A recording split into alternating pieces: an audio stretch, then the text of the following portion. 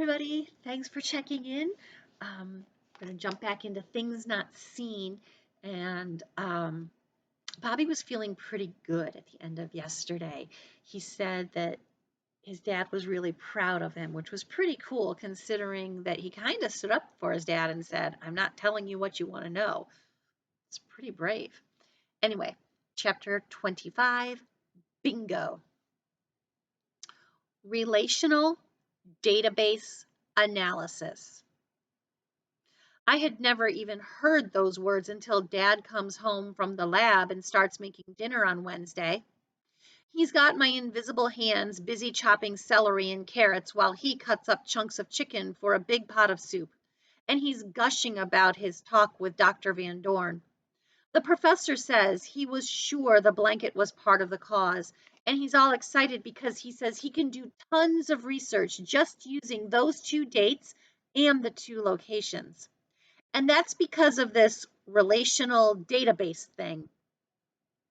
Condensing 15 minutes of Dad talking as fast as he can into about 4 sentences, this kind of data hunting is basically like using an internet search engine, except it's more precise and uses monster computer power, like Cray supercomputers, the real deal. So you load in your data, you give the search program some clues about what sort of results you would like it to look for, and then you push a button. And it combs all these scientific articles and catalogs of events and phenomena and facts and theories. And if anything matches up anywhere in the scientific records, in any language, anywhere in the world, it finds it and spits it all back to you. Pretty cool. But you have to know how to program the thing or else you get swamped with junk data. And who is one of the top people at doing this kind of search? Our pal, Dr. Van Dorn. And an hour and a half later, when we're just sitting down to eat homemade chicken noodle soup, the doc himself is pounding on our front door. Now I have to make homemade chicken noodle soup for dinner. That sounds really good today. He walks right in and puts his old briefcase on the dining room table, yanks it open, and pulls out a wide stack of green bar computer paper. His eyes are wild, and he's talking so fast that little bits of spit are flying around. This has got to be what we're looking for. I ran our search 4 different ways, 4 different sets of parameters, and the same data from the ACE spacecraft project kept showing up. Ready? Solar wind. January 12th and February 23rd, 3 years apart, and on both dates in the upper latitudes of the United States from the Rockies to the Great Lakes were strapped by a major burst of accelerated solar particles and radiation, the kind that knock out power grids and send the big jets diving for lower altitudes. Not true solar maxima or anything, but the bombardment on both dates was way, way up on the scale.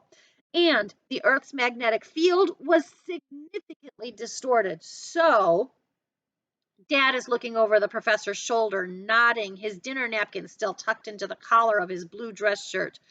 So this blast of high-energy particles cuts through the exaggerated electric field caused by the faulty blanket controller, and bingo! No more Bobby.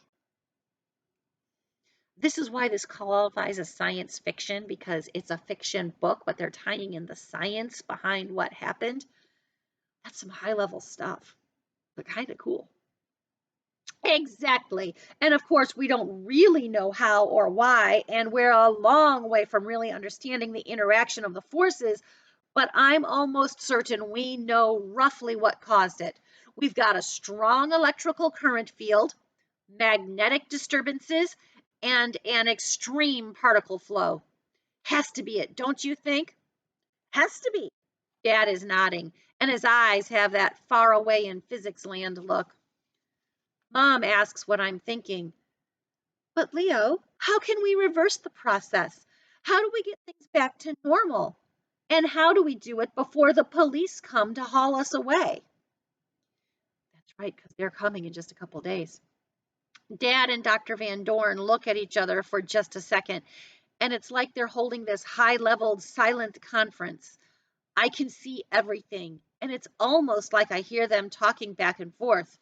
Incredibly complex, possibly years just to develop a workable theory, hundreds of variables to isolate and test, not to mention questions about body chemistry and environmental factors. I can see this stuff flashing through their minds. Then Dad says, "Hard to say, Emily. Maybe a week, maybe longer." And the look on Dr. Van Dorn's face says, "Maybe years." I can see it all. I can't take it. And I'm not hungry anymore. I push my chair back and stand up. You're not being honest, neither of you. Even if you found the cause, really figuring it out and reversing it could take forever. And we don't have forever. I am now wanted by the law in 2 states, and Dad isn't going to get to do much research in jail. So tomorrow, we call that lady and get her over here, and we tell her. Then we tell the university and the people who run Fermilab, tell everybody, show them. Then we don't have to act like criminals. Then there will be tons of research money and facilities, and we can really figure this thing out. Dad looks at me and at the space above my collar where he's guessing my eyes are. And there's so much sadness in his face. "Bobby, Dr. Van Dorn and I discussed this situation when we spoke this afternoon, and we both decided that we do not want this to become public. Not ever. It's too dangerous. I mean, it's not like the Manhattan Project or anything, not like developing a nuclear weapon, but still, this kind of science can hurt people. Do we want invisible soldiers and police and spies all over the place? Or invisible criminals? Can you imagine the level of security we would all have to live with if this technology becomes widely known? And even more important, do we want to sacrifice any chance for you to eventually have a normal life again? We've each promised to keep this an absolute secret, just our 2 families. The business with the police will all go away. It has to. They can't prove anything. No motive, no crime, no evidence. Your mom and I talked, and really, all we've done wrong is lie about you going to Florida. And we can just say that we did that because you had run away and we wanted you to have time to come home without penalties or bad effects on your record at school. Parents can't be punished because a kid decides to run away from home.